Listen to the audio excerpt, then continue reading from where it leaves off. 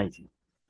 Muy buenas noches, mis hermanas amadas. Que el Señor les bendiga grandemente. Vamos a dar inicio a la clase del día de hoy de Cristología para ver si al fin ahora terminamos la introducción. Llevan tres clases y todavía no pasamos de la introducción. Así que vamos a empezar este tiempo, vamos a orar, vamos a ponerlo en manos del Señor para que el Señor nos guíe en esta noche. Disculparán que no sé por qué hay muy poca luz a pesar de que tengo prendidas todas las luces. Se me ve, parezco huella digital en la pantalla, pero ahí vamos. Vamos a orar. Bendito y amado Padre Celestial, mi Dios eterno, te damos gracias por este día que tú nos regalas, por el privilegio y la bendición que es el poder conocerte, que es el poder seguirte y servirte. Gracias, Señor, por la oportunidad que tú nos das de poder aprender un poco más de ti, de poder conocerte un poco más. Sabemos, Señor, que nuestras vidas sin ti no son nada y por eso nos acercamos, Señor, buscando tu presencia, porque sabemos que tú nos has llamado y que eres tú, Señor, el que quieres glorificarte. Ayúdanos, Padre Celestial, enséñanos a descansar en tu presencia.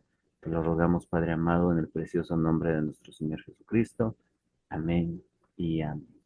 Muy bien, Amén. vamos a dar inicio a la clase. La semana pasada nos quedamos, ¿hasta dónde nos quedamos la semana pasada? ¿Alguien me puede dar una pequeña pista porque ya me perdí? En el punto 4, Sí, punto 4, la la cristología en las teología. escrituras. Sí, habíamos visto lo que decías del Ya, las Mesías. profecías y los Sí, cumplimientos. Justamente sí, nos quedábamos en las figuras, ¿no? Si no me equivoco, las figuras de... Miren, hay algo importantísimo que nosotros tenemos que entender. Como yo les había explicado, hay una parte dentro de la teología que se conoce como la tipología. Esto implica los tipos en el Antiguo Testamento o las figuras o las formas en las que en el Antiguo Testamento se manifestaba o se hacía referencia a lo que Jesús iba a hacer en el Nuevo Testamento. Una de esas tipologías era precisamente la serpiente de bronce, que sí creo que les expliqué la semana pasada, ¿no es cierto? sí. ¿Ya? Y que cuando Nicodemo estaba hablando con mi Señor Jesucristo, él le dice, así como la serpiente fue levantada en el desierto para que el pueblo de Israel se salve, asimismo el Hijo del Hombre tenía que ser levantado en el madero para que puedan salvarse, ¿no? Sí. Perdón un ratito que me están interrumpiendo ya, ¿viste? ¿Sí? Ya, ahí sí. Listo. Bueno, con referente a eso, en el Antiguo Testamento nosotros vamos a encontrar varias figuras eh, que apuntan directamente a mi Señor Jesucristo. Entre las más conocidas o entre las más visibles que de pronto a veces se ha predicado, se ha enseñado, pues obviamente está la figura del Cordero inmolado, que es en el libro del Éxodo. Sin embargo, mucho antes de eso también hay muchas tipologías. Una de las que a mí más me llama la atención es precisamente la que podemos observar en el libro de Génesis. Acompáñenme por favor en sus Biblias. Génesis capítulo 18. A ver. 18. No, Génesis capítulo 22, perdón. Ay, Génesis capítulo 22, toda la historia, todo el capítulo 22 va a hablar acerca de un tema importantísimo, que es la orden que Dios le da a Abraham. ¿Sí se acuerdan cuál era esa orden? Ahí en sus que Biblias. dejara su tierra, No, hay otra orden que le da. En la misma Biblia, ahí debe de estar puesto un título. Génesis capítulo 22. sacrificar a Isaac.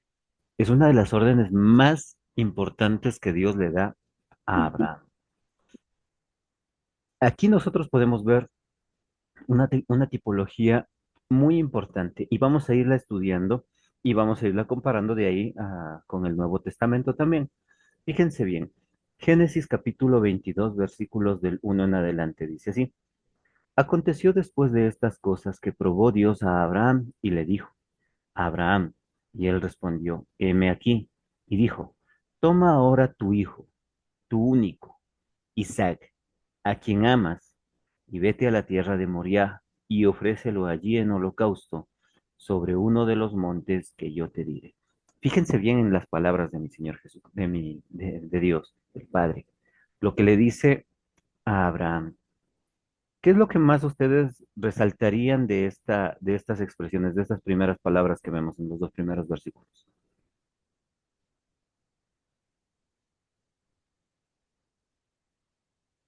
¿Qué es lo que más les llama la atención a ustedes? Em, Le pide que tome a su hijo, a quien amas. Ujú. Eso de, o sea, él le ama a su hijo y él sabía que amaba a su hijo. Fíjense bien en esto porque es muy importante lo que acaban de decir. Dice en el versículo 2. Bueno, vamos desde el versículo 1. Dice, aconteció después de estas cosas que probó Dios a Abraham, primero que nada. Abraham sí le Ajá. probó.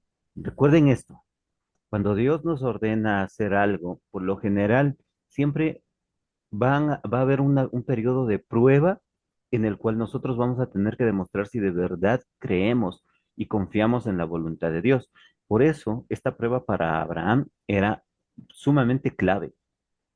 En el versículo 2 dice, y dijo, toma ahora tu hijo, tu único, Isaac, a quien amas. Alguien, por favor, que me ayude leyendo uno de los textos más conocidos. Juan capítulo 3 versículo 16.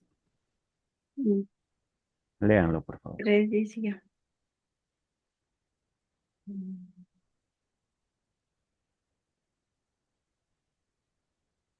Ahí voy. Léelo. Juan 3:16. Ujú. De tal manera. Ya, ok.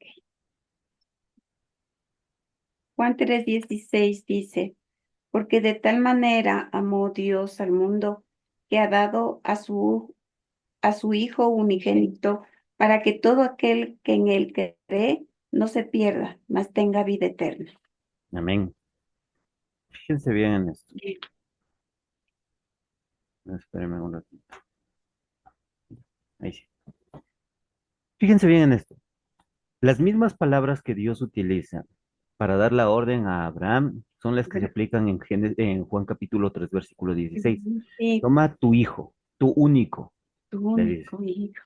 En Ajá. Juan 3:16 nosotros vemos que dice, porque de tal manera amó Dios al Amor. mundo que ha dado a su único hijo, a su unigénito. ¿Sí? La orden que lo que estaba expresando aquí Es Dios lo es mismo. lo que él iba a hacer para el perdón de los pecados de nosotros. La Amén, sí, expresión es la misma, porque lo dice, mismo. toma tu hijo, tu único Isaac, a quien amas, Sí. y vete a la tierra de Moria y ofrécelo allí en holocausto. Esto es, en estos dos primeros versículos vemos claramente reflejado el mensaje del Evangelio. La expresión de Dios de sacrificar a un inocente para el perdón de los pecados.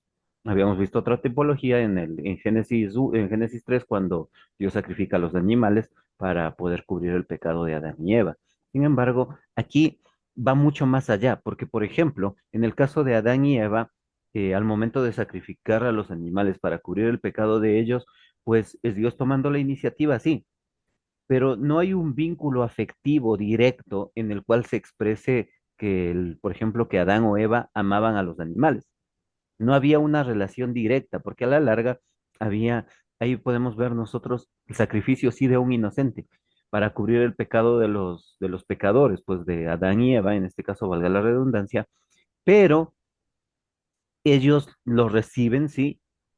Sin embargo, no había un vínculo afectivo directo ni para con Dios con los animales, ni para con el hombre con esos animales. Aquí, en cambio, Dios va mucho más allá en la expresión de lo que está diciendo, porque está yendo, topando algo que realmente iba a doler. O sea, tener que sacrificar a un hijo, eso no lo hace cualquiera. Eso no lo hace no lo haría nadie, yo creo. En este caso, vemos claramente lo que Dios iba a hacer, expresándolo a través de Abraham. Dice el versículo 3 y 4. Y Abraham se levantó muy de mañana y enalbardó su asno y tomó consigo a dos siervos suyos y a Isaac su hijo, y cortó leña para el holocausto, y se levantó y fue al lugar que Dios le dijo. Al tercer día alzó Abraham sus ojos y vio el lugar de lejos. Fíjense bien en esto, porque en cada parte que nosotros vayamos estudiando, siempre vamos a ir encontrando cierto tipo de señales, de cosas que apuntaban directamente al sacrificio de mi Señor. Por ejemplo, aquí vemos claramente que fue al tercer día, Sí. de- claro, que fue que ya llegaron al lugar donde iba a ser sacrificado. Lo que nos recuerda también que al tercer día mi Señor Jesucristo fue que resucitó. Mm, Claramente vamos a ir viendo algunas referencias que apuntan directamente a mi Señor. Dice, versículo 5. Entonces dijo Abraham a sus siervos, esperad aquí con el asno, y yo y el muchacho iremos hasta allí y adoraremos y volveremos a vosotros. Y tomó Abraham la leña del holocausto y la puso sobre Isaac su hijo. Y él tomó en su mano el fuego y el cuchillo, y fueron ambos juntos. Entonces habló Isaac a Abraham su padre, y dijo, Padre mío. Y él respondió, heme aquí, hijo. Y él dijo, he aquí el fuego y la leña, mas ¿dónde está el cordero para el holocausto? Y respondió Abraham, Dios se proveerá de cordero para el holocausto, hijo mío. E iban juntos. Hay algo que aquí quiero aclarar. De pronto, a veces en las historias, en las películas, nos pintan a Isaac como si fuese un muchacho, pero un niño. Sin embargo, hay que tomar en cuenta todo lo que está sucediendo aquí. Dice que llegan Abraham, Isaac y sus dos siervos. Los dos siervos se quedan ahí, porque recuerden esto, cuando Jesús es sacrificado, la mayoría de sus discípulos habían huido. Él estaba prácticamente solo. Ya en la cruz del Calvario es que recién aparece Juan y con la madre de Jesús y otras mujeres. Pero por lo general los siervos, los discípulos de Jesús lo habían dejado solo. Ya, ahí hay una referencia. Otra referencia también que es bastante clara aquí es cuando se menciona al cordero que iba a ser sacrificado. Y recuerden lo que dijo Juan el Bautista, ¿no? He aquí el cordero de Dios. Y la expresión que utiliza Abraham, esto de que Dios se proveerá de cordero para el sacrificio, también es algo que apunta directamente a mi Señor Jesucristo. El cordero que quita el pecado del mundo, el cordero del sacrificio iba a ser Jesucristo. Otra cosa, como les decía, de pronto nos han hecho ver como si Isaac hubiese sido un niño, pero aquí podemos ver que Abraham ya era una persona de más de 100 años. Y cuando ya van a ir a ofrecer el sacrificio, dice que puso la leña del holocausto, la puso sobre Isaac.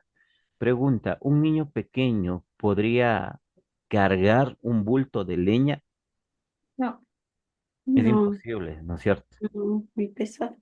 Algunos teólogos dicen que la edad promedio para que tenía Isaac cuando es llevado por Abraham hasta ese lugar es alrededor de unos 30 años, la misma edad a la que muere mi Señor Jesucristo. ¿Por qué? Porque un niño pequeño no podría cargar la leña y subir cargado la leña a todo el monte. Eso sería imposible. Un niño pequeño no podría hacer. Eso por una parte. Por otro lado, recuerden que a mi Señor Jesucristo también lo menospreciaban diciendo que él era demasiado joven, porque recién a los 30 años se le consideraba todavía una persona que no podía ser un maestro. Una persona ya de 50, 60 años ya era considerado un maestro de las escrituras. Por eso la gente se sorprendía muchas veces de que mi Señor Jesucristo predicara con tanta autoridad, porque lo consideraban todavía una persona demasiado joven. ¿Ya? En este caso, se cree, algunos teólogos pues explican que la edad promedio de Isaac era más o menos de alrededor de unos 30 años, que es la misma edad que muere mi Señor Jesucristo, para que haya podido cargar sobre sus hombros la leña y subir hasta el monte. Y hay algo interesante también ahí, porque si vemos más abajo, en el versículo 9 dice, y cuando llegaron al lugar que Dios le había dicho, edificó allí Abraham un altar y compuso la leña y ató a Isaac su hijo y lo puso en el altar sobre la leña. Y extendió Abraham su mano y tomó el cuchillo para degollar a su hijo. Fíjense bien, si Isaac tenía alrededor de 30 años y Abraham ya tenía más de 100 años, pues obviamente 130 años, hubiese sido fácil para Isaac no dejarse atar para empezar. Una. Número dos, hubiese sido todavía más sencillo para Isaac librarse de Abraham y salir corriendo y tratar de salvar su vida. O sea, la lógica indica que Isaac en fuerza le iba a ganar obviamente a Abraham. Abraham era una persona muy anciana. Ya no hubiese podido defenderse. Isaac hubiese podido salir corriendo. Solamente con que Isaac hubiese soltado la leña y se vaya corriendo, ya Abraham difícilmente hubiese podido alcanzarle. Pero ahí viene otra implicación. Cuando Dios le da una orden a Abraham, la orden de que toma a tu hijo, tu único, el que amas, él sabía que para él forzar a Isaac a, a ofrecerse o a dejarse o a permitir ser sacrificado, iba a ser imposible para Abraham hacerlo.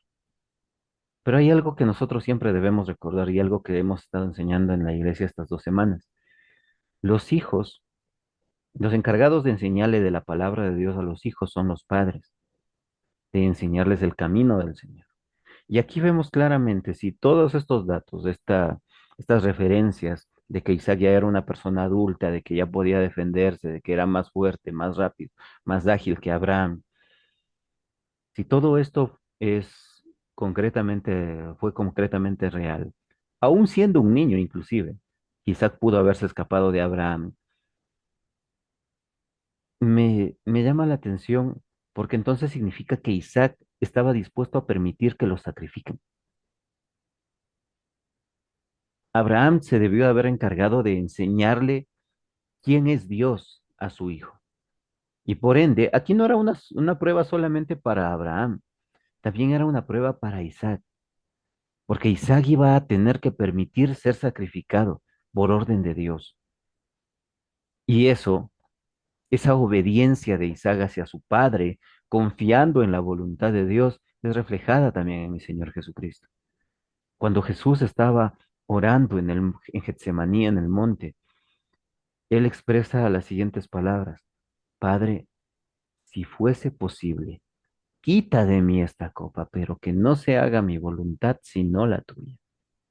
Y eso es realmente impresionante, porque vemos claramente la obediencia de Jesús hacia el Padre, la sujeción de Jesús hacia el Padre, y cómo él estuvo dispuesto a darlo todo. Y vemos también en el caso de Isaac, él hubiese podido huir, pero él decide quedarse por obediencia primeramente a Dios y sujeción a su padre,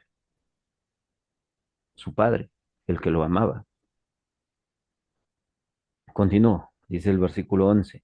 Entonces el ángel de Jehová dio voces desde el cielo y dijo: Abraham, Abraham. Y él respondió: heme aquí.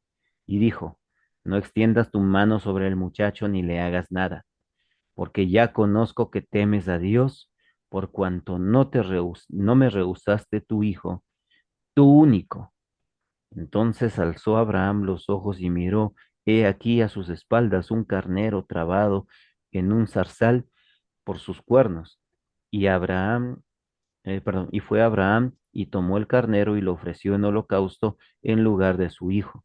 Y llamó a Abraham el nombre de aquel lugar, Jehová proveerá, o la palabra Jireh, ahí es, Jehová Jireh. Por tanto se dice hoy, en el monte de Jehová será provisto. Y llamó el ángel de Jehová a Abraham por segunda vez desde el cielo, y dijo: por mí mismo he jurado, dice Jehová, que por cuanto has hecho esto y no me has rehusado tu hijo, tu único hijo, de cierto te bendeciré y multiplicaré tu descendencia hasta las estrellas del cielo y como la arena que está en la orilla del mar. Y tu descendencia poseerá las puertas de sus enemigos, en tu simiente serán benditas todas las naciones de la tierra, por cuanto obedeciste a mi voz. Fíjense bien en esto. Porque primero que nada, algo que recalca varias veces es esto de tu hijo, tu único. Sin embargo, si nosotros recordamos, el, Abraham ya había tenido otro hijo, ¿no? Ismael, que lo tuvo con la egipcia, ¿ya? Pero, ¿por qué entonces Dios no toma en cuenta a Ismael y se refiere a Isaac como su único? Porque a través de Isaac tenía que venir el Mesías, a través de la línea de sangre de Isaac específicamente, tenía que venir la descendencia del Mesías. Tenía que venir, pues, tenía que llegar hasta el Mesías la línea de sangre. Eso por una parte. Por otro lado, si ustedes se fijan bien, en eh, hay algo que me llama a mí mucho la atención, que es que por lo general en la cultura judía siempre se tomaba en cuenta a los hijos primogénitos para dar la bendición a los primeros hijos. Siempre el primer hijo era el que tenía doble porción de la herencia, doble porción de la bendición. Sin embargo, en varias partes nosotros vemos que se toma en cuenta es al segundo hijo. En este caso no es tanto no es tanto solamente el hecho de que haya tomado a Isaac, es más lo que, lo que más debemos de tener en cuenta es cómo Dios no se rige bajo ¿cómo decirlo? A ver, déjame organizar mi cerebro. No se rige bajo los estándares humanos o bajo las condiciones humanas, porque para el pueblo judío era importantísimo el primogénito, el primer hijo era el más importante. Los demás pues tenían cierta importancia, pero siempre había algo importante que recalcar porque a veces los primeros hijos eran los desobedientes. En el caso de Jacob, por ejemplo, Jacob fue el segundo hijo y Dios bendijo a Jacob, pero Esaú, en cambio, fue como un hijo más rebelde, ¿no? Y a través de Jacob, pues vienen las 12 tribus de Israel, en este caso la tribu de Judá específicamente, y de la tribu de Judá, la descendencia del rey David, hasta llegar a mi Señor Jesucristo. Estas tipologías nosotros las vamos a ver en varias ocasiones. Hay algo que aquí también cabe recalcar. Esta, este personaje que aparece aquí, el ángel de Jehová.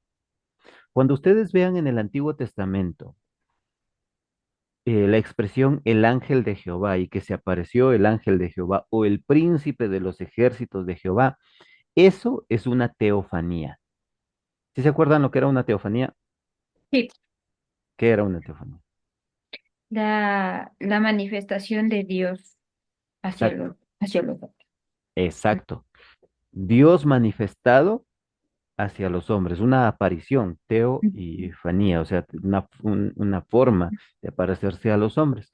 Cuando nosotros hablamos del ángel de Jehová, estamos hablando de una teofanía. Cuando nosotros vemos las teofanías en el Antiguo Testamento, tenemos que entender esto. La palabra de Dios nos dice claramente que a Dios nadie le ha visto jamás. Dice, Jesús mismo expresó que Dios es espíritu. Y por ser espíritu, los que le adoran tienen que adorarle en espíritu y en verdad, pero un espíritu no tiene forma física. Y ahí viene algo que los ateos por lo general tratan de utilizar para tratar de desvirtuar la palabra de Dios, porque dicen, no, la Biblia está llena de errores. La Biblia dice que a Dios nadie le pudo haber visto jamás y que Dios es de espíritu y como no tiene forma física, pues entonces, ¿cómo es que en el Antiguo Testamento dicen que Dios se le apareció a la gente? Eso es una teofanía, pero eso lo vamos a explicar justamente. Vamos al texto de Juan capítulo 1. Vamos a ir viendo algunos pasajes que es importante que nosotros los conozcamos. Juan capítulo 1, el versículo específicamente que dice que a Dios nadie le vio es el versículo 18. Juan capítulo 1, versículo 18. ¿Quién? Eli, por favor, ¿lo puedes leer? el 18. Ujú. Uno. A Dios nadie le vio jamás. El unigénito Hijo que está en el seno del Padre, Él le ha dado a conocer. Amén. Ahí dice la palabra de Dios clarísimo. A Dios nadie le vio, jamás. Que es el unigénito Hijo el que le da a conocer, que es a través de Jesucristo que se conoce al Padre. En Juan capítulo 14, cuando mi Señor Jesucristo estaba hablando con sus discípulos y les está diciendo que él iba a tener que irse primero, o sea, que él tenía que ser sacrificado, Juan capítulo 14, versículos del 6, del 6 al 9, mi hermana Ceci, por favor. Amén. Jesús le dijo, Yo soy el camino y la verdad y la vida. Nadie viene al Padre sino por mí. Si me conocéis, sieseis también a mi Padre conoceríais, y desde ahora lo conocéis y le habéis visto. Felipe le dijo, Señor, muéstranos el Padre y nos basta. Jesús les dijo, ¿tanto tiempo hace que estoy con vosotros y no me has conocido, Felipe? El que me ha visto a mí, ha visto al Padre. ¿Cómo pues dices tú, muéstranos al Padre? Amén. Fíjense bien en esto. Jesús dice que todo el que le ha visto a él, que todo el que le ha conocido a él, ya conoce al Padre. Porque y no es que son el mismo, eh, que al mismo tiempo es el Padre, el Hijo y el Espíritu Santo. Son el mismo Dios manifestado en tres personas diferentes. Son tres personas distintas, pero su esencia es la misma. Ahora, eso ya lo estábamos viendo un poquito en lo que era cuando estudiamos un poco de la Trinidad. Sin embargo, miren, siempre va a haber una especie de sujeción de parte de Jesús hacia el Padre. Él obedece lo que dice el Padre y el Espíritu Santo se sujeta al Padre y al Hijo. Y siempre la obra, el centro de todo va a ser apuntar hacia Jesucristo porque es Dios el Hijo el que se sacrifica, el que ofrece en sacrificio su vida en la cruz del Calvario. La Biblia en sí misma nos apunta en todas partes directamente hacia el Hijo. Dios, eso no le hace a Jesús ni más Dios ni menos Dios por sujetarse al Padre o que sea más Dios solamente porque todo apunta hacia Él, sino que en sí mismo los tres, la gloria del Padre, del Hijo y del Espíritu Santo es manifestada siempre en los tres. Ahora, en, en Colosenses, Colosenses capítulo, déjame ver dónde está. Filipenses, Colosenses. Colosenses capítulo 1, versículos del 15 al 17, por favor. ¿Quién quiere leerlo? Eli, ten la bondad. Ya, Colosenses, Colosenses 1 del 15 al 17. el 15. Ya.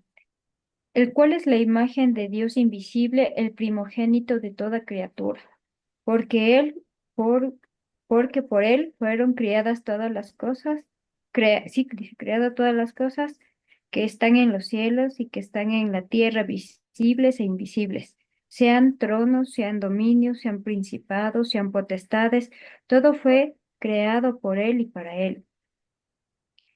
Hasta el 17. El 17, a ver, y él es antes de todas las cosas y por él todas las cosas subsisten. Ven, fíjense bien en esto, porque aquí claramente en el versículo 15 empieza ya diciendo, Él es la imagen del Dios invisible. O sea, todo lo que nosotros conocemos acerca de Dios Padre es a través de Jesucristo.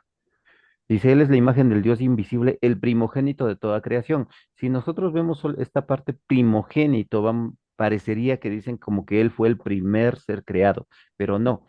Cuando la palabra correcta o la traducción correcta para esta palabra primogénito aquí hace referencia a que en él fue creado todo. Más abajo lo expresa de esa manera en el versículo 16, porque en él fueron creadas todas las cosas. No es que él fue creado primero, sino que él es la base de toda la creación. En él radica En toda la él creación. fueron. Ajá. Mira, Dice, porque en él fueron creadas todas las cosas, las que hay en los cielos y las que hay en la tierra, visibles e invisibles, sean tronos, sean dominios, sean principados, sean potestades, todo fue creado por medio de él y para él. Estas palabras, estas expresiones que dicen sean tronos, dominios, principados, potestades, esto habla de una especie de jerarquía dentro de seres creados, pero está hablando de seres espirituales.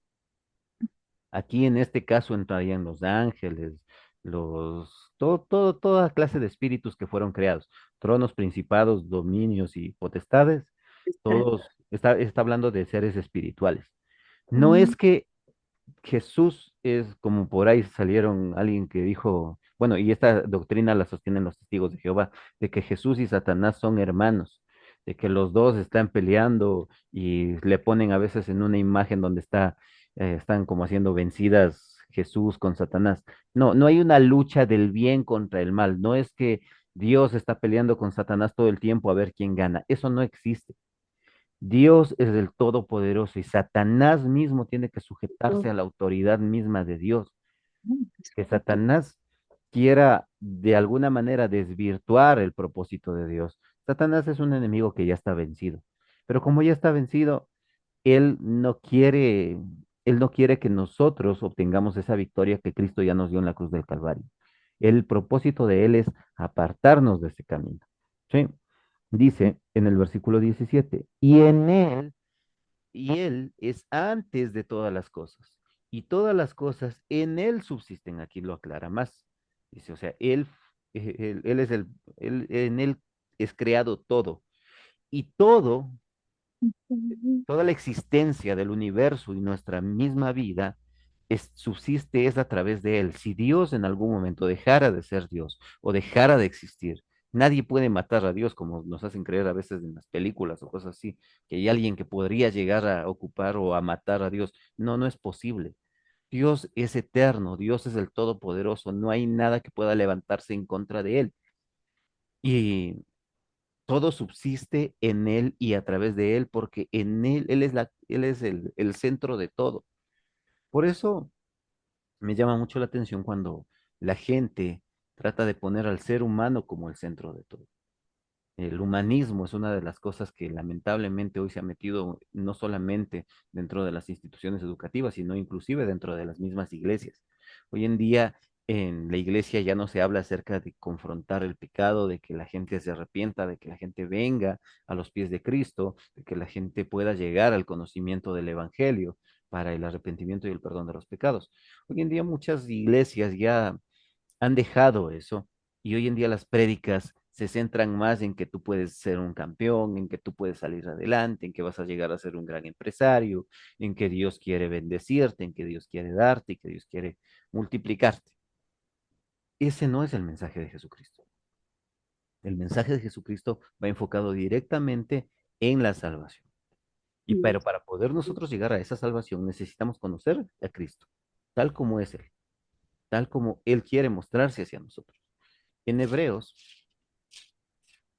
capítulo 1, versículos 1 y 2, por favor, mi hermana Ceci, tenga la bondad. Hebreos 1, Hebreos capítulo 1, versículos 1 y 2. 1 y 2. Amén. Dios, habiendo hablado muchas veces y de muchas maneras en otro tiempo a los padres por los profetas, en estos postreros días nos ha hablado por el Hijo, a quien constituyó heredero de todo y por quien asimismo hizo el universo. Amén. Todo lo que nosotros sabemos lo conocemos a través del Hijo. Por eso es que hoy en día nosotros ya no necesitamos que nos den nuevas profecías, porque conocemos lo que conocemos de Dios, no lo conocemos a través de sueños, de revelaciones, de cosas sobrenaturales. Todo lo que hoy en día conocemos acerca de Dios tiene que haber sido manifestado a través de Jesucristo. Y la única manera de conocer a Jesucristo es a través de su palabra. Lo ordenó el Señor Jesucristo mismo en Juan capítulo 5 versículo 39. Él nos dice lo siguiente. 5:39. Juan capítulo 5 versículo 39 dice así: Escudriñad las Las escrituras, escrituras. porque a vosotros os parece que en ellas tenéis la vida eterna y ellas son las que dan testimonio de mí. Esa es Amén. la orden de mi Señor. Escudriñen las escrituras, lean la Biblia. Lamentablemente, eso es algo que hoy en día se ha ido perdiendo. Hoy en día la gente ya no lee.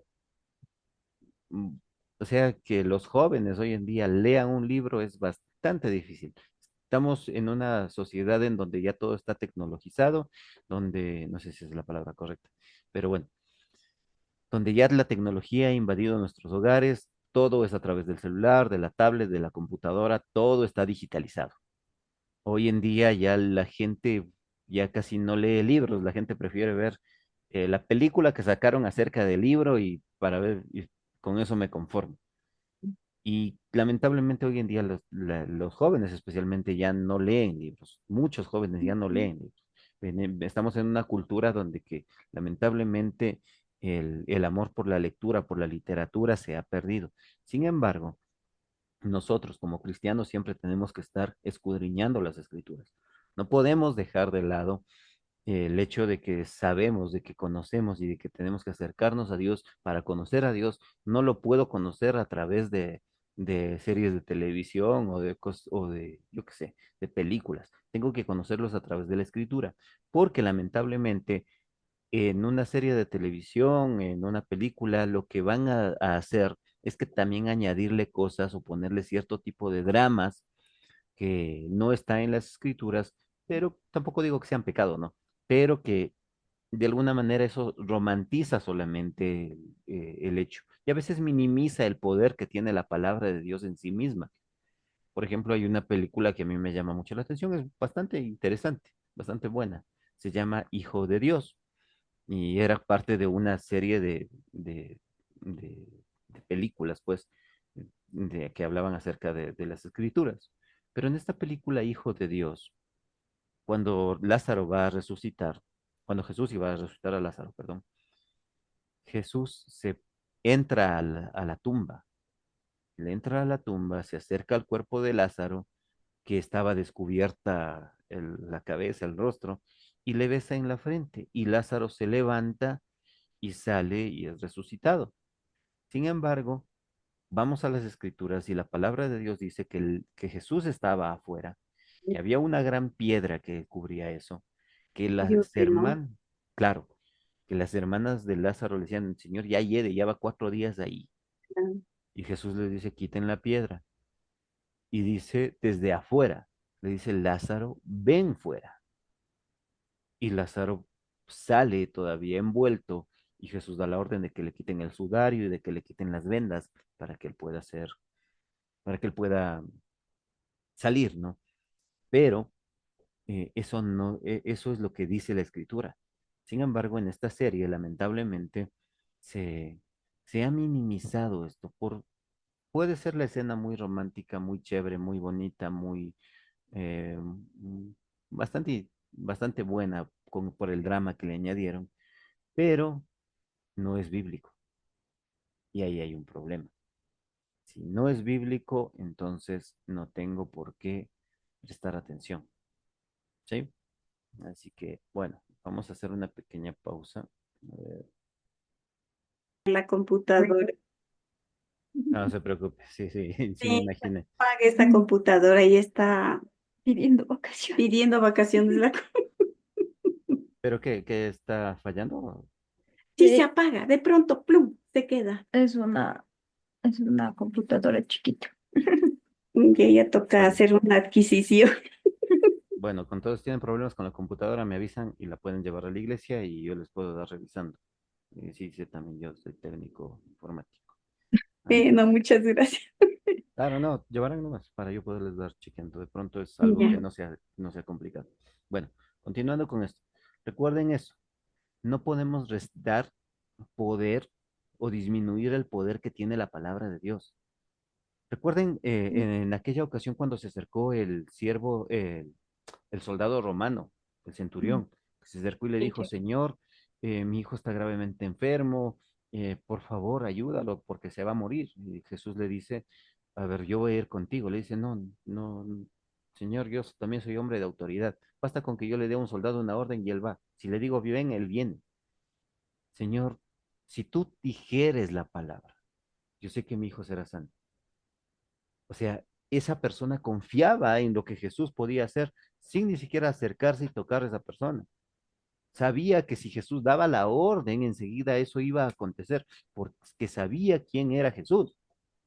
Entonces, en este caso, nosotros también vemos que cuando se trata de la palabra del Señor, cuando se trata de esto, nosotros no podemos hacer de menos o menospreciar la autoridad que tiene la palabra, porque, tal como lo mencionábamos el domingo, porque la fe viene por el oír y el oír por la palabra de Dios. La palabra de Dios tiene que ser la la máxima autoridad dentro de una congregación, la máxima autoridad para cualquier cristiano.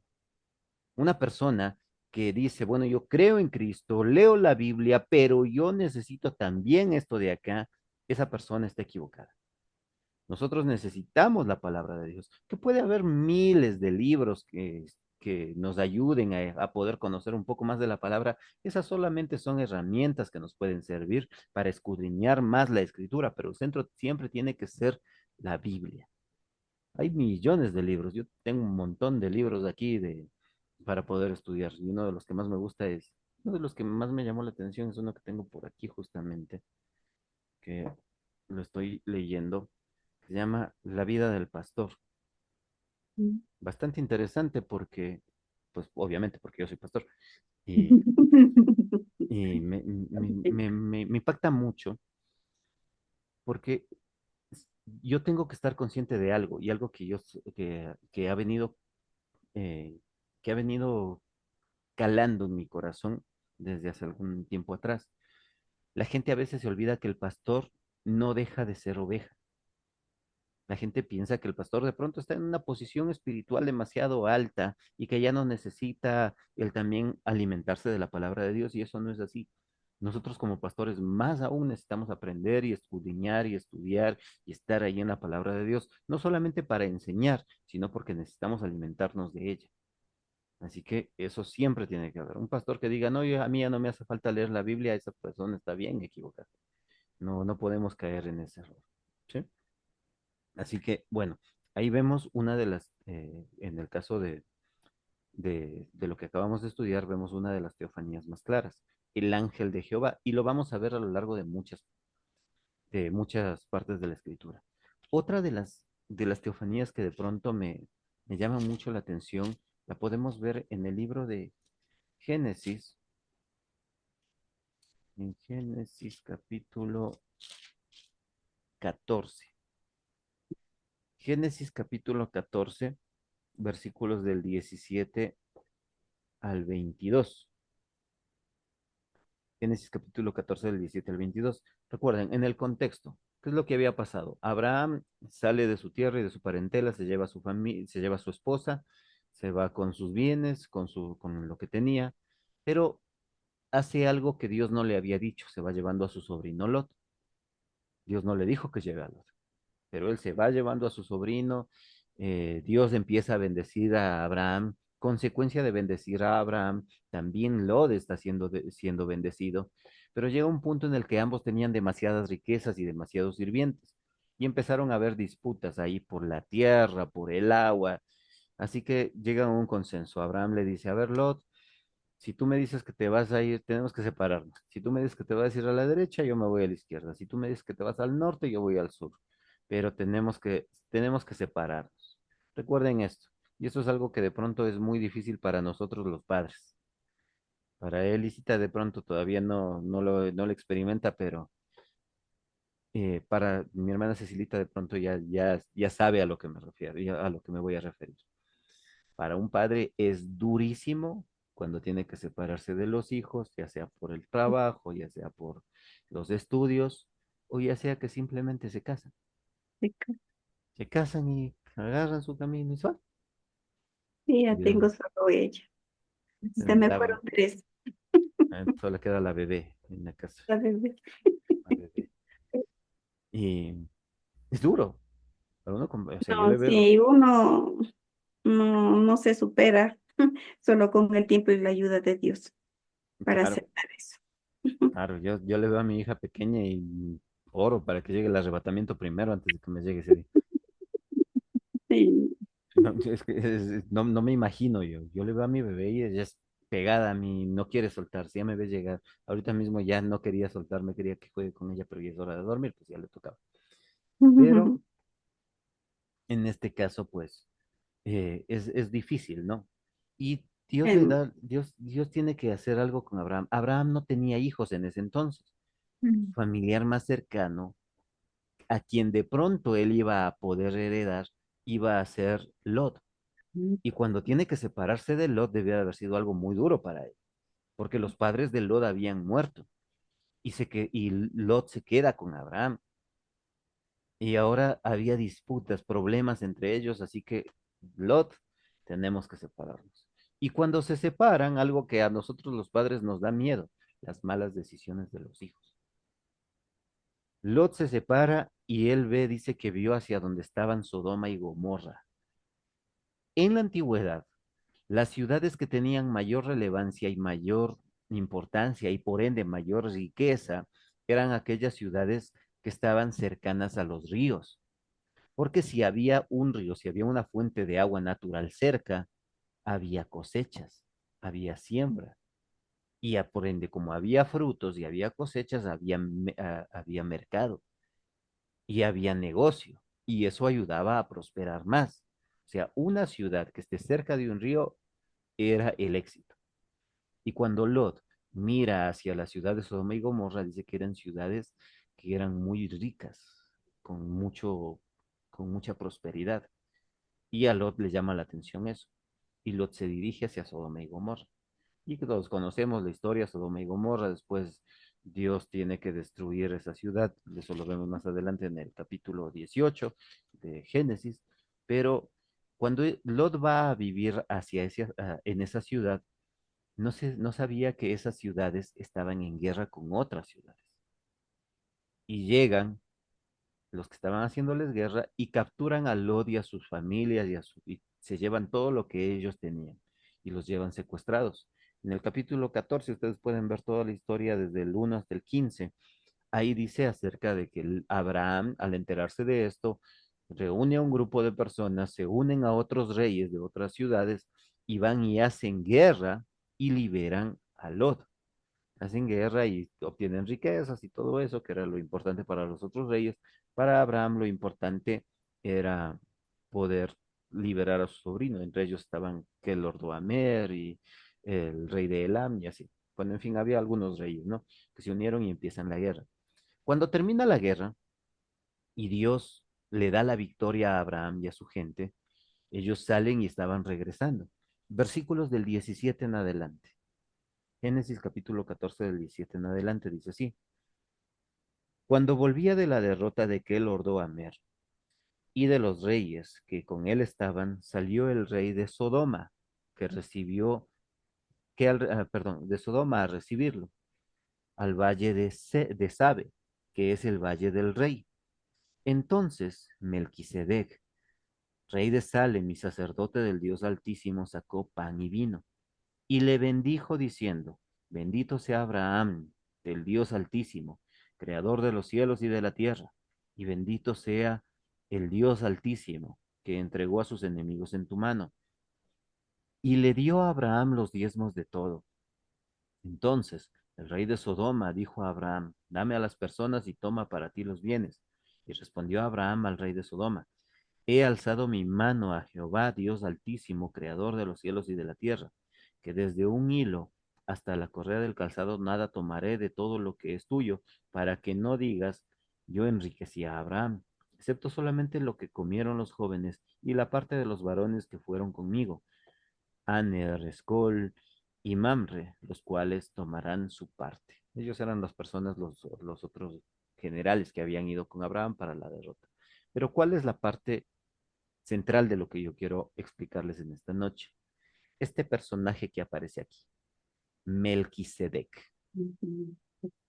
Esa directamente es otra de las teofanías. Bueno, algunas personas dicen que no, que Melquisedec no era una teofanía, sino que era un sacerdote, que era muy conocido. Otras personas creen que era el hijo, uno de los hijos de Noé, Mm. que había quedado todavía con vida, que había quedado todavía con vida y que él estaba sirviendo a Dios.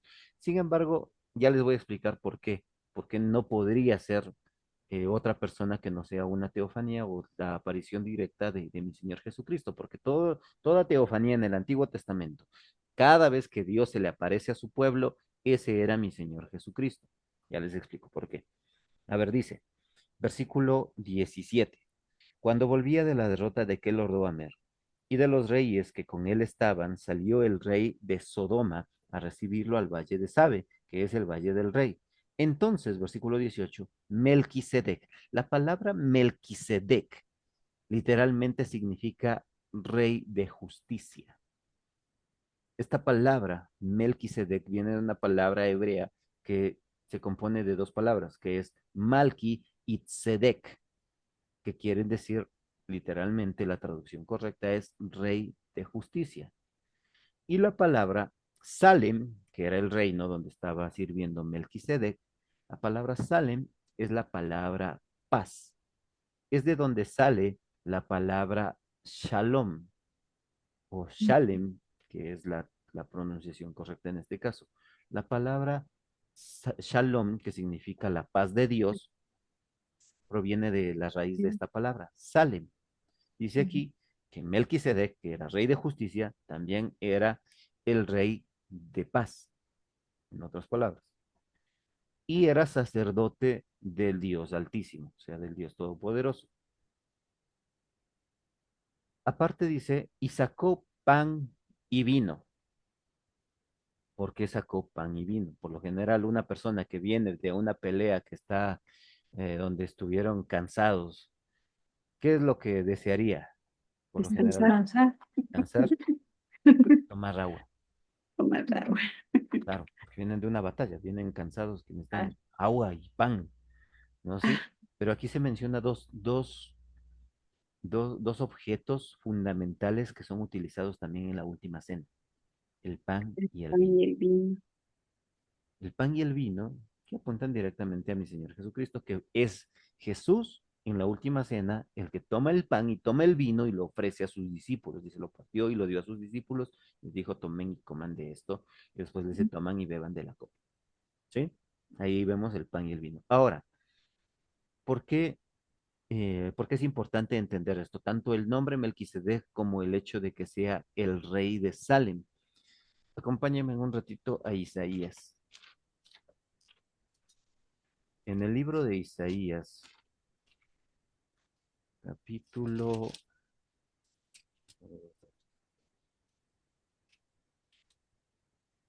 eh,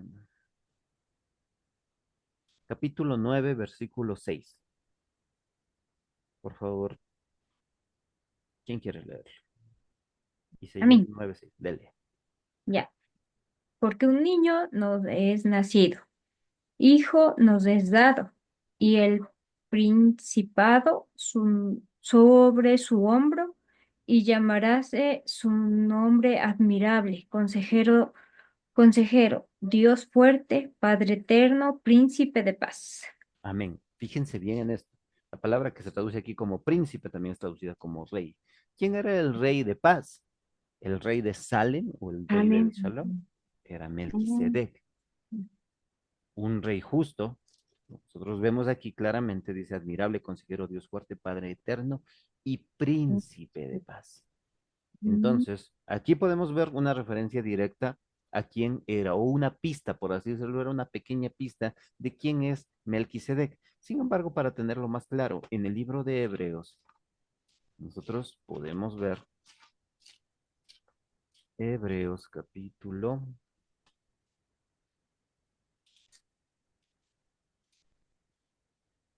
Hebreos capítulo 7, versículos del 1 en adelante, dice de la siguiente manera. Cuando ya lo tengan, digan amén, ¿ya?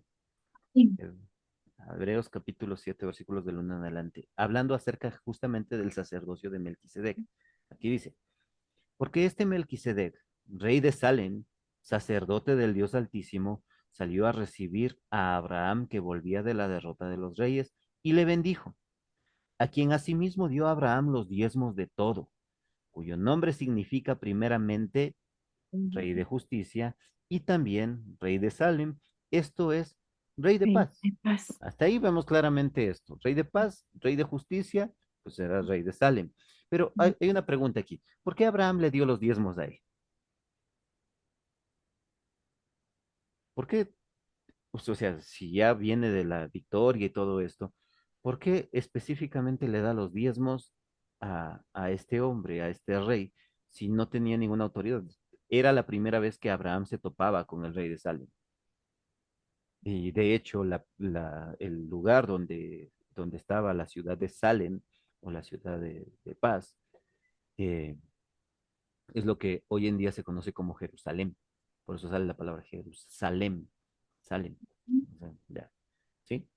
Eh, Aquí vemos claramente también, había algo que mostraba autoridad dentro de este rey de paz, rey de justicia, en este lugar, y por eso Abraham le da los diezmos de toda la victoria que había obtenido.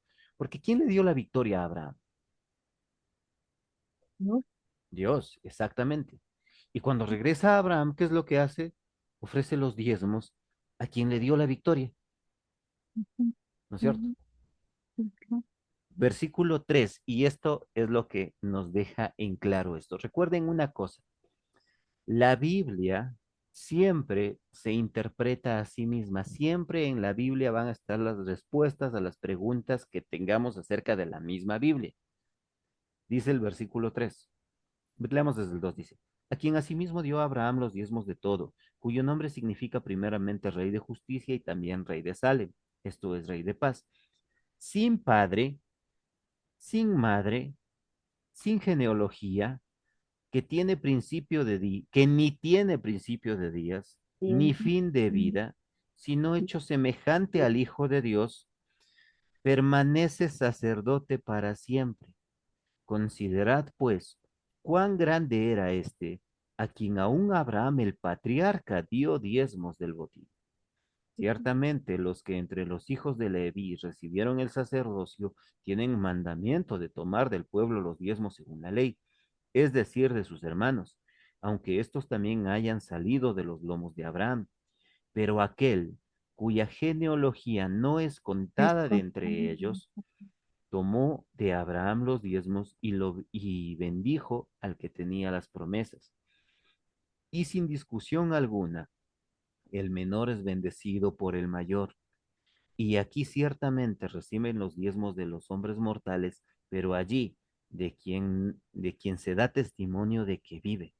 Y por decirlo así, en Abraham pagó el diezmo también Leví, que recibe los diezmos, porque aún estaba en los lomos de su padre cuando Melquisedec le salió al encuentro.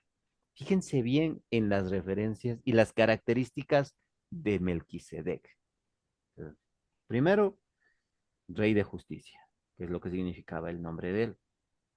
Segundo, rey de Salem, rey de la ciudad que implicaba la paz, o rey de paz.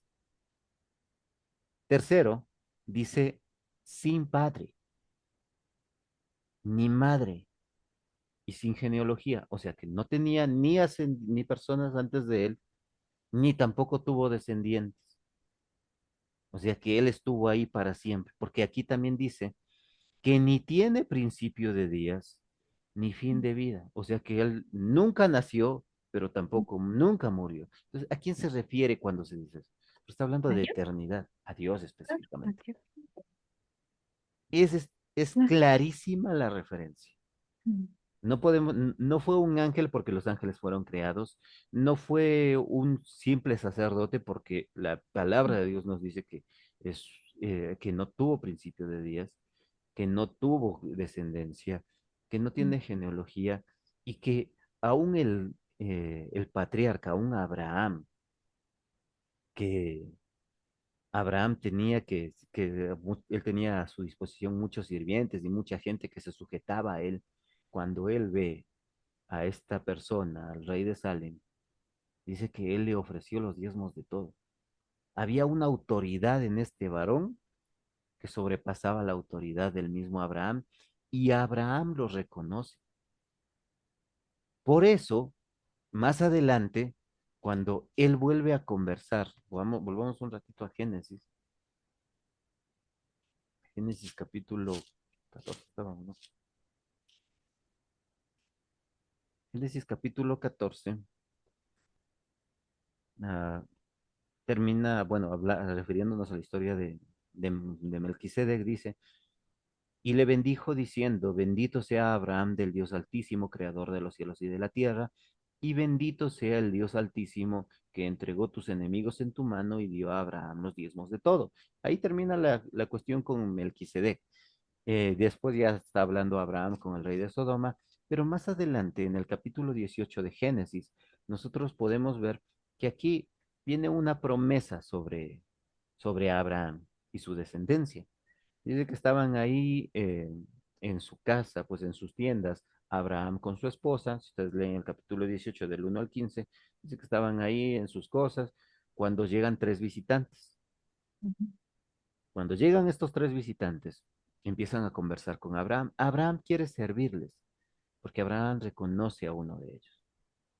Se acerca a Abraham, dice en el versículo, vamos a leer desde el 18, desde el 1 en adelante, dice así. Después le apareció Jehová en el encinar de Mamre, estando sentado a la puerta de su tienda en el calor del día. Y alzó sus ojos y miró, y he aquí tres varones que estaban junto a él, y cuando los vio, salió corriendo a la puerta de la tienda a recibirlos, y se postró en tierra. Fíjense bien cómo empieza el versículo 1. Después se le apareció Jehová, o Bueno, sea, se le apareció Dios a Abraham. Dice que estaban tres varones y que en el momento en que Abraham los ve, él sale a recibirlos, ¿sí? Posteriormente, bueno, ya conocemos la historia, dice que que Abraham les sirve, que les da de comer y que ellos le prometen le recuerdan la promesa de que ellos iban a tener un hijo. Que por ahí Sara escuchó y dijo, y se rió y dijo, no creo, ya estando nosotros ya tan viejitos, ya, ¿qué vamos a hacer nosotros? No, no creo que esto se cumpla. Dice que sonrió y el Señor le llama y le dice a Sara, ¿por qué te reíste? De hecho, la palabra Isaac literalmente significa risa, ¿sí? Así que, bueno, ahí le da la promesa, le dice que dentro de un año él volverá a visitarlos y que iban a tener un hijo, que iban a concebir un hijo. Cuando estos tres varones ya se iban a retirar, versículo 16 dice, y los varones se levantaron de allí y miraron hacia Sodoma, y Abraham iba con ellos acompañándolos.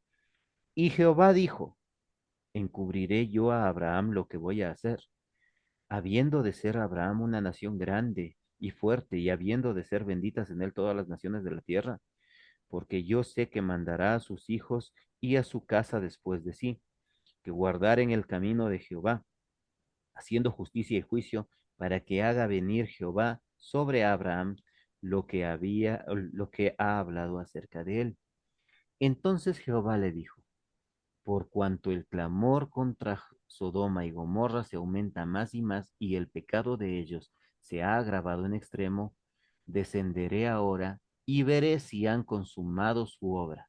El clamor que ha venido, consumado su obra, según el clamor que ha venido hasta mí, si no lo sabré. Y se apartaron de allí los varones y fueron hacia Sodoma. Pero Abraham estaba aún delante de Jehová. ¿Con quién estaba hablando Abraham? Con Dios. Dios, Pero a Dios nunca le vio nadie. Y ahí entra la parte. El unigénito Hijo es el que le ha dado a conocer. Sí, estaba Abraham hablando con Dios, pero con el Hijo, con Dios Hijo, con Jesús. Esto es una teofanía, una forma física de hombre manifestada a nosotros los seres humanos, en este caso específicamente a Abraham. Se le presenta y Abraham lo reconoce. ¿Cómo lo reconoce? ¿Cómo sabía que él era Dios? Porque si ustedes se fijan bien, más adelante, dice en el versículo 23, dice, y se acercó a Abraham y dijo, "Des- eh, destruirás también ¿destruirás también a los justos con el impío? el mío. Quizás haya 50 justos dentro de la ciudad. Destruirás también y no perdonarás al lugar por amor de los 50 justos que están dentro de él. Lejos de ti es el hacer tal que hagas morir al justo con el impío, y que seas el justo, y que sea el justo tratado como el impío, nunca tal hagas. El juez de toda la tierra no ha de hacer lo que es justo. ¿Cómo conocía Abraham que este hombre era el juez de toda la tierra? Porque ya lo había conocido. Aquí solamente lo estaba reconociendo. Porque anteriormente, en el capítulo 14, conoció al rey de justicia. Por eso es que la primera apelación que hace Abraham para salvar, bueno, aquí estaba intercediendo más era por Lot que por toda la ciudad. Él sabía que Lot estaba viviendo ahí. Y por eso le dice, el rey de justicia, o sea, refiriéndose a él, el juez de toda la tierra.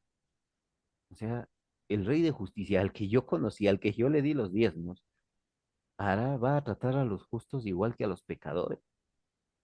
Apela primeramente a esa parte de él. Él sabía quién era. Y por eso dice en el versículo 26, entonces respondió Jehová, si hallare en Sodoma 50 justos dentro de la ciudad, perdonaré a todo este lugar por amor de ellos. Y Abraham replicó y dijo, he aquí ahora que he comenzado a hablar a mi Señor, aunque soy polvo y ceniza. Quizá faltarán de 50 justos 5. Destruirás de aquellos, destruirás a aquellos 5, perdón, destruirás por aquellos 5 toda la ciudad. Dijo, no, no la destruiré, si hallare ahí 45. Y volvió a hablarle y dijo, quizás se hallarán ahí 40. Y respondió, no lo haré por amor a los 40. Y dijo, no se enoje ahora mi señor, si hablare quizá se hallarán allí 30. Y respondió, no lo haré si hallare allí 30. Y dijo, he aquí, ahora he emprendido el hablar a mi señor, quizás se hallarán 20. No la destruiré, respondió por amor a los 20. Y volvió a decir, no se enoje ahora mi señor, si hablare solamente una vez, quizás se hallarán allí 10. No las destruiré, respondió por amor a los 10. Y Jehová se fue luego que acabó de hablar a Abraham, y Abraham volvió a su lugar. Si se fijan bien, cada vez que él se refiere hacia él como el Señor, esa palabra Señor está con mayúscula. Abraham sabía con quién estaba hablando. Y ya, bueno, lo triste es que no se encontraron ni siquiera 10 justos, es más, ni siquiera 5. Es más, los que sobrevivieron fueron Lot y sus hijas. Y después de que escaparon de Sodoma y Gomorra, sucedió una depravación terrible porque las hijas de Lot lo emborrachan en una cueva y después se acuestan con él para poder tener descendencia y de ahí salen los pueblos moabitas y pueblos que fueron enemigos de Dios, del pueblo de Dios. Pero fíjense bien en todos estos detalles. A veces nosotros leemos la Biblia y tomamos ciertas cosas o pasamos por alto ciertos detalles. Siempre recuerden esto.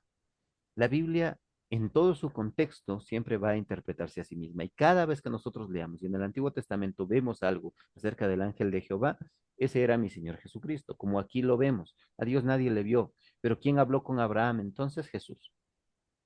¿Por qué Abraham apela directamente a la misericordia de Dios, mencionando lo que él es un rey de justicia? Porque él sabía, él es Melquisedec, el rey de justicia.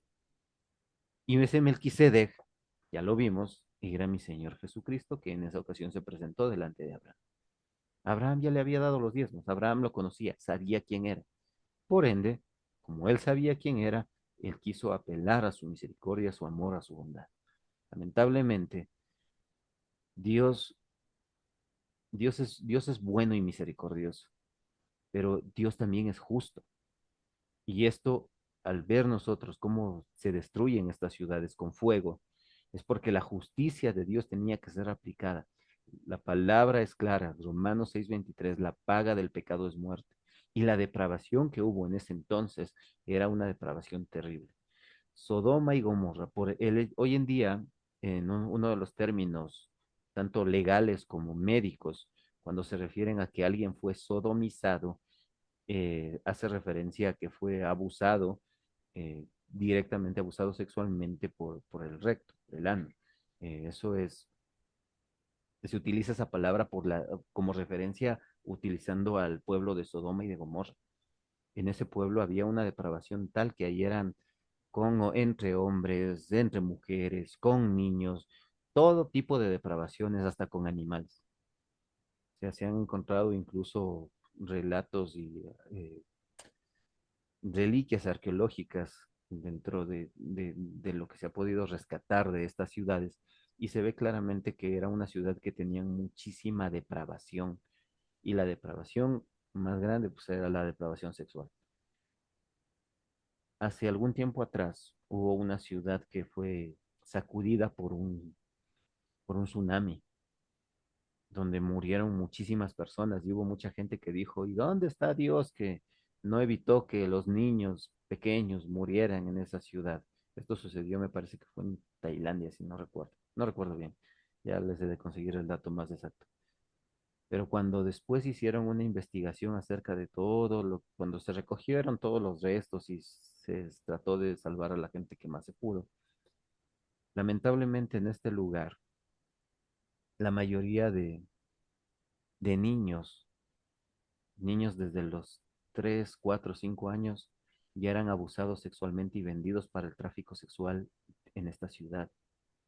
Y los vendían a veces solamente a cambio de un plato de comida o de 2 3 el equivalente a 2 3 4 5 dólares aquí. Y estos niños habían sido explotados, habían familias, habían mujeres que apenas tenían 14 15 años, ya tenían 3 4 hijos, porque desde niñas habían estado siendo abusadas sexualmente. ¿Dónde estaba Dios cuando murieron todos esos niños? Pues Dios es justo y Dios permite a veces este tipo de cosas, un desastre natural, porque Él prefiere llevarse a esos niños y rescatarlos antes que el ser humano, que los adultos sigan pervirtiéndolos, depravándolos y lastimando la inocencia de esos niños. Recuerden lo que dijo mi Señor Jesucristo en una ocasión: cualquiera que, que haga tropezar a uno de estos, mis pequeños, a este le sería mejor atarse una piedra de molino de asno y arrojarse a lo más profundo del mar. Una persona que destruye la inocencia de un niño, que lastima a un niño, pierde el derecho de vivir y Dios se encargará de juzgarlo. Y Dios se encargará de, de, de emitir juicio sobre esa persona. Eso ya no depende de nosotros. Si aquí pudiéramos hacer algo y si podemos hacer algo en alguno de estos casos, pues tenemos que hacerlo. Pero la justicia de Dios llega porque llega. Y Sodoma y Gomorra fueron dos ciudades conocidas precisamente por esto.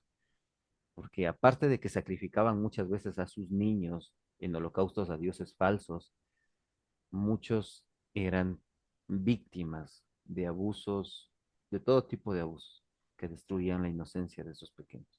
Por eso Dios tuvo que castigarlos, por la perversión que ellos tenían. Dios es justo, a Él no se le escapa nada. Amén. Amén. Hasta aquí está claro esto de las teofanías, de las apariciones de mi Señor en el Antiguo Testamento.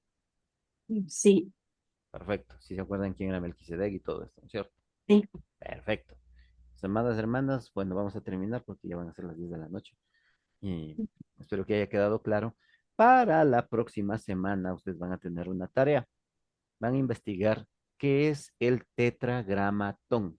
Yo ya les voy a poner en el WhatsApp la tarea, pero ustedes van a tener que investigar qué es el tetragramatón.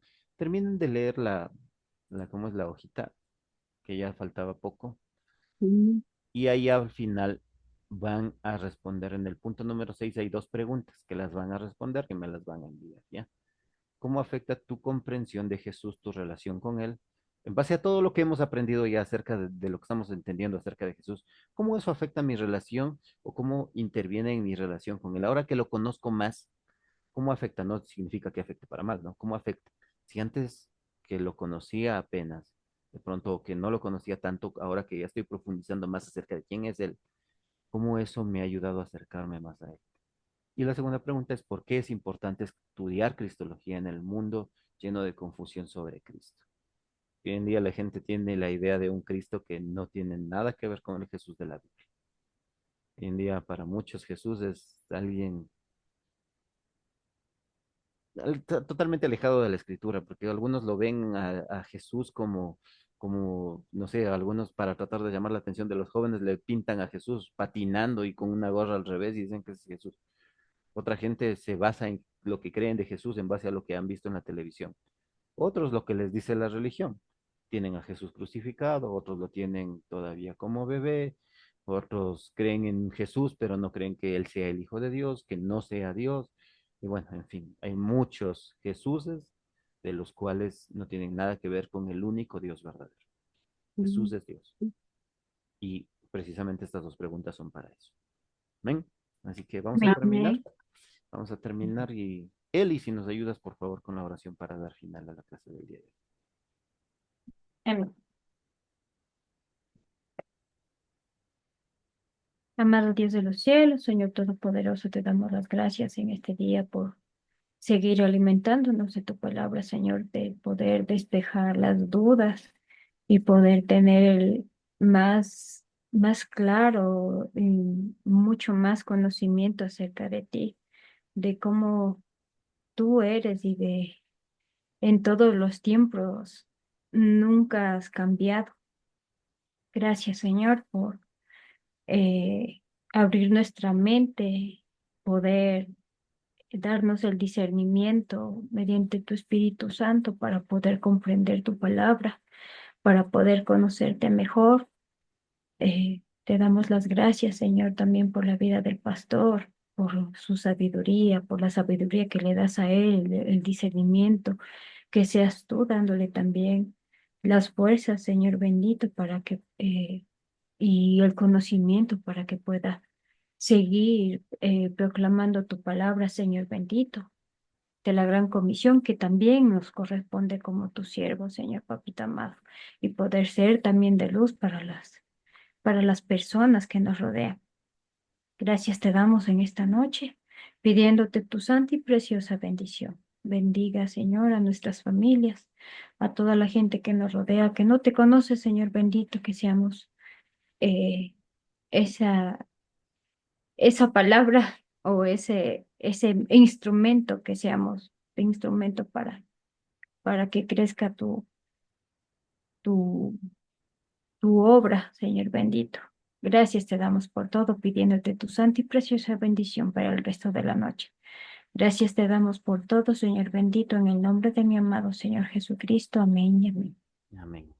Amén. Buenas noches, hermanas. Dios les bendiga. Descansen. Buenas Amén. noches, Una buena pastor. noche, pastor. Bendiciones. Gracias.